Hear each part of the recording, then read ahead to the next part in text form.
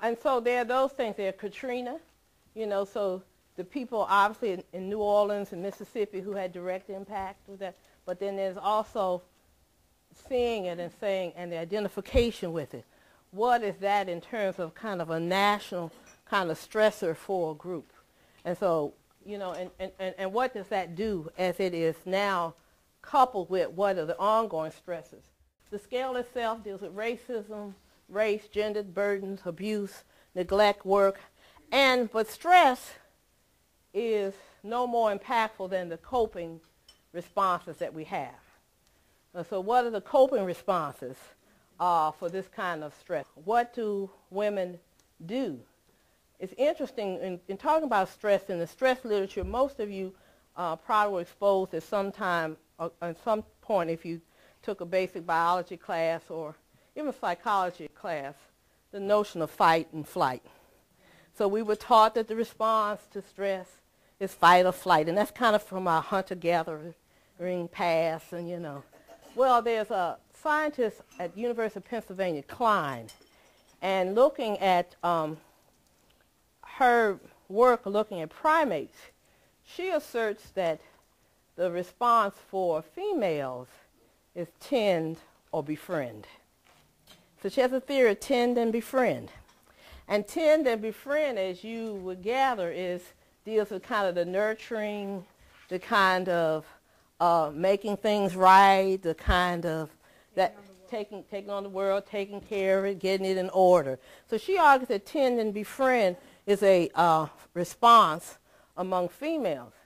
Now the problem with that is, in the stress literature, there's this concept called allostatic load. And allostatic load deals with this balance between what are the exposures and what are the responses to that exposure.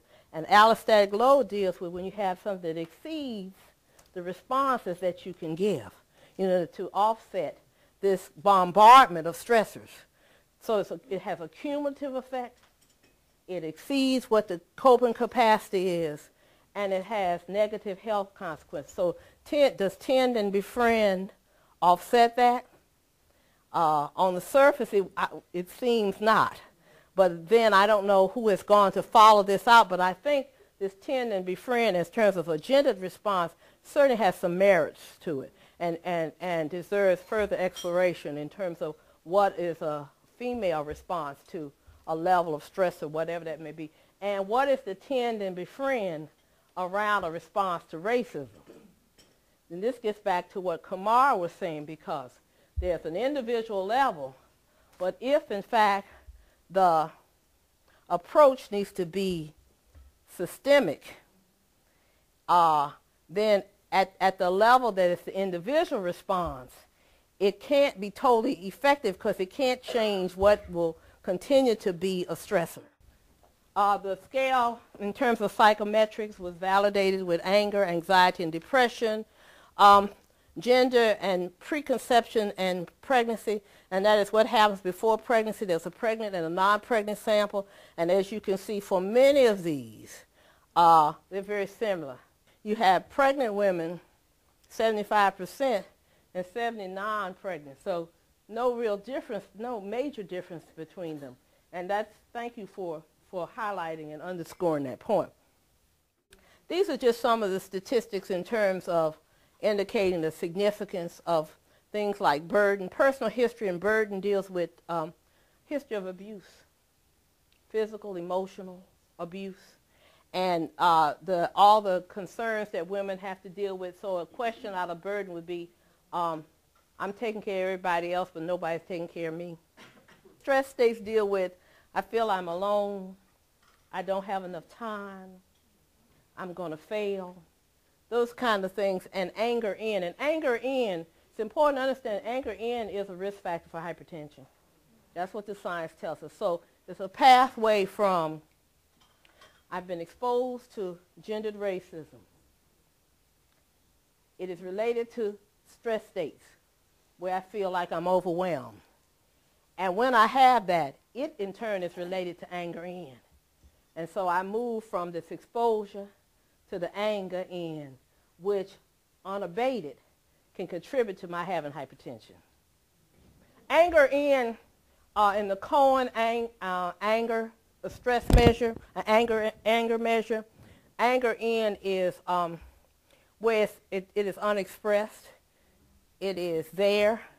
It's internalized. And then he talks about anger out, which could be go from the expression of it to rage. And if there's not kind of a healthy balance in there, it can create conditions that can contribute to hypertension. The findings confirm higher stress sum, more anger in for younger women in a linear regression model, and that's a more sophisticated statistical model. More depressed, more anger in. The more depressed the women were, the more anger they're in. Okay, and I'm raising this question, what's the life course of gendered racism? And I raised this question because if I go back to what I said to you all earlier,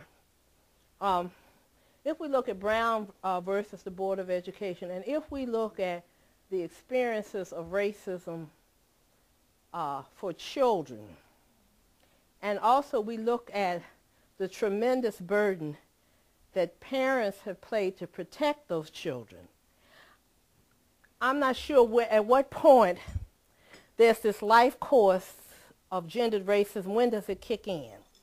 Does it kick in for young adult women who no longer have the protection of the community and family? Was it there before?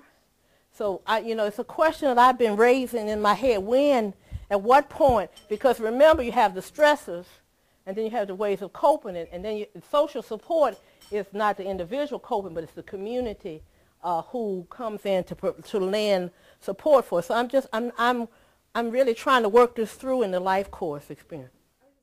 This last bullet, this is the specific impact of religiosity and spirituality as intervention for racial and gender stress is unclear. It's at least unclear from my data. I know it's there, but I don't know from a scientific point how we can tease that out.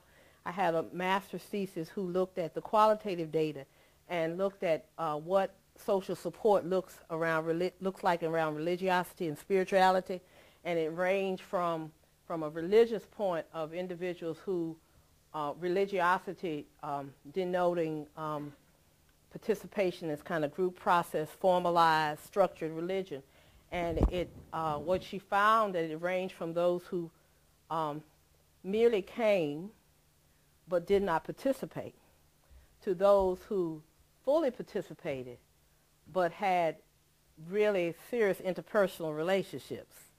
And then between those who did in fact see it as the foundation for what they do. So it's the full range. It's the full range in terms of religiosity and the way it interrupts gendered racism.